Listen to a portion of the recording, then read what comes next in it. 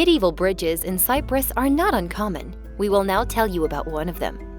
Not far from the mountainous village of Akapnou, one of the smallest villages in the outskirts of Limassol District, located east of the city and with as few as 20 inhabitants, is an impressive double-arch Venetian stone bridge. The bridge to Akapnou was built during the medieval period, when the island was under the rule of the Venetian Republic, on the road connecting Larnaca with the area now known as Pitsilia.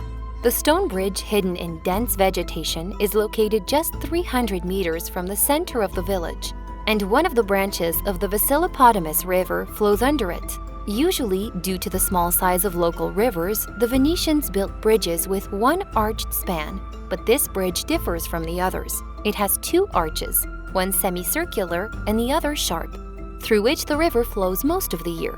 Most of the rivers in Cyprus are seasonal.